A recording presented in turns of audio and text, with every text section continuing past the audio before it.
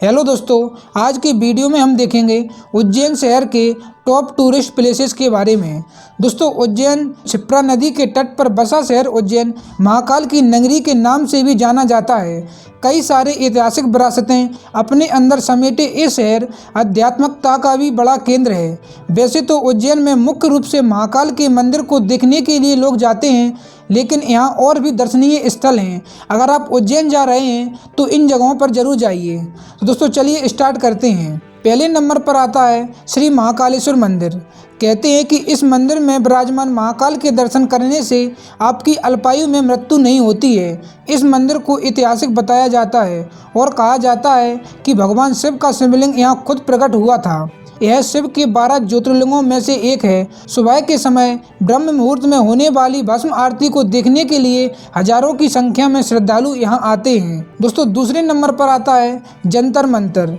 उज्जैन के लोकप्रिय स्थानों में से एक जंतर मंतर एक समय पर खगोल का बहुत बड़ा केंद्र हुआ करता था। इतिहास के अनुसार इसका निर्माण 17वीं शताब्दी में राजा जयसिंह के द्वारा करवाया गया था। यहाँ पर लगे सभी उपकरण उसी समय के लगे हुए हैं। खगोल को लेकर कई सारी बड़ी गणनाएं इस जगह से होती हैं। इस जगह पर आपको घूमने के लिए जरूर जाना चाहिए। दोस्तों, तीसरे नंबर पर आता है कालिया देव पैलेस। क्षिप्रा नदी के किनारे यह एक भव्य महल है जिसका निर्माण 1458 ईस्वी में मंडू के सुल्तानों ने करवाया था। यहाँ पर कई सारी बातों का उल्लेख मिलता है। कहा जाता है कि पहले यहाँ पर सूर्य मंदिर हुआ करता था, जो कि अब नहीं है। महल की संरचना और फारसी गुम्बद आपको बहुत आकर्षित करते हैं। इस महल को पिंडरियों ने ध्वस्त कर दिया था, जिसके बाद इसका निर्माण माधवराव सिंधिया ने फिर से करवाया था। महल में मौजूद कलाकारी को देखकर आप मंत्रमुग्ध हो जाते हैं। दोस्तों, अगले नंबर पर आता है काल भैरव मंदिर। इस मंदिर का निर्माण राजा चंद्रसेन ने करवाया था। कहते हैं कि काल भैरव भगवान शिव का ही एक अंश है। अपने आने वाले भक्तों की रक्षा वो खुद करते हैं। यहाँ पर अलग अलग तरह की मूर्तियाँ देखने को मिल जाएंगी। यहाँ की सबसे बड़ी बात यह है कि यहाँ पर काल भैरव को शराब चढ़ाई जाती है। दोस्तों, आप इस मंदिर को एक बार घूमकर जरूर आइएगा। अगले नंबर पर आता है चिंतामन गणेश मंदिर। कहते हैं कि क्षिप्रा नदी के किनारे बने इस मंदिर में भगवान गणेश की मूर्ति स्वयं प्रकट हुई थी। एक चमत्कारी मंदिर जिसमें जाने से आपके मन के कष्ट दूर हो जाते हैं, ऐसा कहा जाता है। यह शहर का सबसे बड़ा गणेश मंदिर है और यहाँ रोजाना हजारों की संख्या में भक्त आते हैं। अगले नंबर पर आता है कालिदास संस्कृति अकादमी।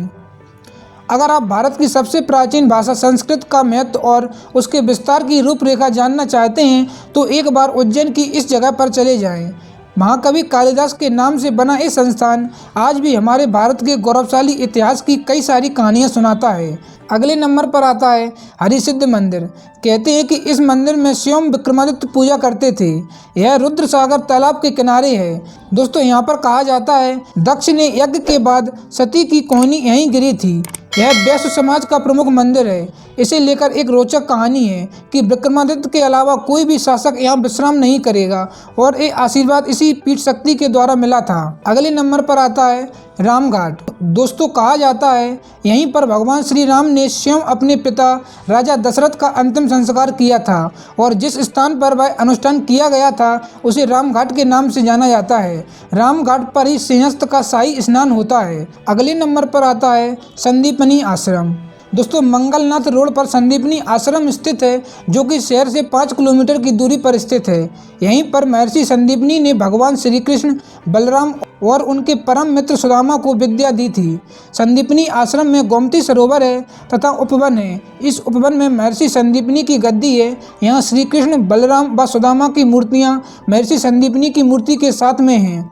इसके पास ही विष्णु सागर है, जिसे अंकपात के नाम से भी जाना जाता है, क्योंकि यहाँ पर भगवान श्री कृष्ण के पाद अर्थात चरणों का अंकन है। ऐसा कहा जाता है कि भगवान श्री कृष्ण सरोवर में अपनी पट्टी पर लिखे अंकों को धोते थे, इसी कारण इसे अंकपात कहते हैं।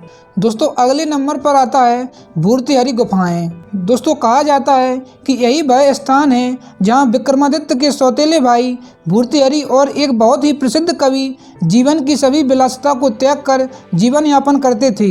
गढ़कालिका के मंदिर से सटे क्षिप्रा नदी के तट पर गुफाएं स्थित हैं। यह गुफाएं एक शांत जगह पर हैं, इसलिए भूर्तिहरि यहाँ पर एकाग्र होकर ध्यान करते थे।